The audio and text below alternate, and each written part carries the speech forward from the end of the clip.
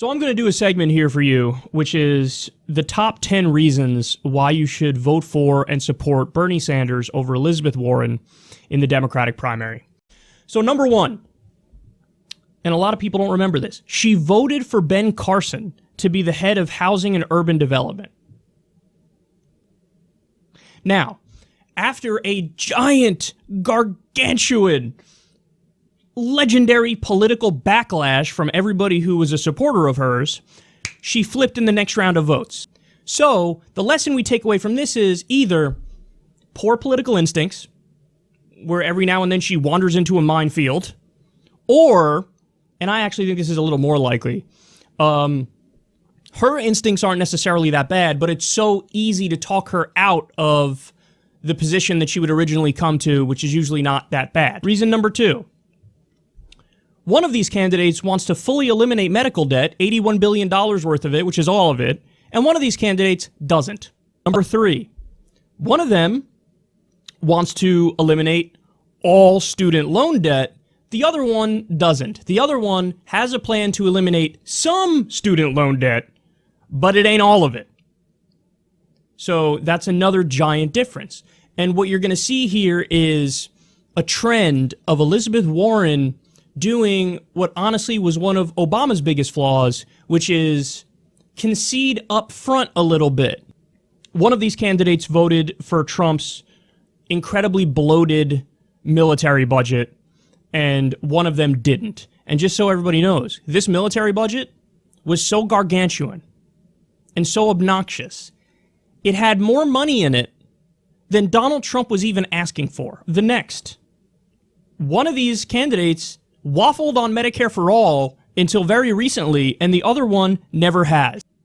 When one candidate waffles on Medicare for All and the other one never has, that tells me she's less likely to pursue it, but even beyond that, even if she does pursue it, it's not like she's going to waste a lot of political capital and really go to the mat to try to get it implemented. She's already signaled up front, I'm willing to give away the farm and go to a lesser bill, which she thinks might have a better chance of passing, because, hey, all the Democrats are at the same position anyway, right? All these plans are pretty good anyway, right?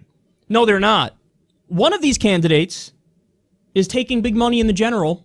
The other one is not. Does this only apply in the primaries, or will you carry this over to the general election or any other election you'll have going forward?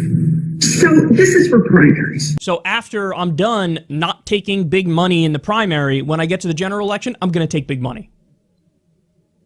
Now let me explain why this is a deal breaker. Because the dynamic that she admits exists is, oh, that's corruption. But if you agree the dynamic is there, you're not magically above it. And it doesn't magically change in the general because you want it to or because you want to beat Trump. Maybe the way to beat Trump is to be principled. Maybe the way to beat Trump is to actually believe in this left-wing vision and argue for this left-wing vision, and you don't deviate or run to the center or do any goofy things like go back on your principles in order to try to get that outcome. She transferred $10.4 million of the big money she raised a couple years ago into her presidential campaign. Now, she had already made the announcement, I'm not taking any big money in this primary election. But she already raised all the big money in 2018 for 2020 and then just transferred the money. So apparently there are a lot of big donors behind the scenes who are like, wow, you're really full of it. That is an incredibly sleazy trick. And then the next one is, she didn't endorse Bernie in 2016.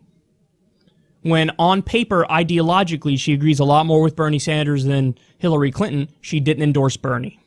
So what does that tell you? It tells you there are deeper layers of analysis going on where she's kind of embodying that Hillary Clinton line of, I have a public position and a private position. She's willing to play Machiavellian politics. What you see is not what you get. And then why are we supposed to trust you? Here are the final things, and I think this is really important. This might be the most important, okay? Elizabeth Warren fully embraces the language of bipartisanship as opposed to class struggle. And she also has said stuff, again, on TYT, very damning interview she's done there, She said to Cenk one time, quote, "Allow me to make a spirited defense of Joe Manchin." When Elizabeth Warren says, "Allow me to make a spirited defense of Joe Manchin," do you think she's going to actively work to primary Joe Manchin? Do you think she's going to know how to apply political pressure to him to either force him to vote for Medicare for all or actively use the bully pulpit against him to get him out of there, and then whoever replaces him can get Medicare for all and vote for Medicare for all? Do you think she's going to do that? The answer, it's not even a question. The answer is 100% absolutely no. Joe Manchin will be able to vote however he wants to vote. He can block Elizabeth Warren's entire left-wing agenda, and she's not going to do anything about it. Guys, we had a president like that. We already had a president like that. And you know what? We got tweaks around the edges. That's the kind of change we got. We didn't get, ironically she's using this phrase, big structural change.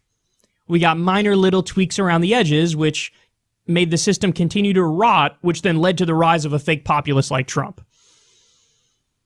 So the only way you're going to advance really any giant, bold, left-wing progressive ideas is to have somebody in there totally unapologetic, willing to use the bully pulpit, willing to throw around his weight, willing to get people engaged, willing to call out members of his own party. So you need somebody who's just a bull in a china shop and who's not, especially up front, given an inch on any of our goals. That candidate's just not Elizabeth Warren. It's just not. Not even close. That candidate's Bernie Sanders.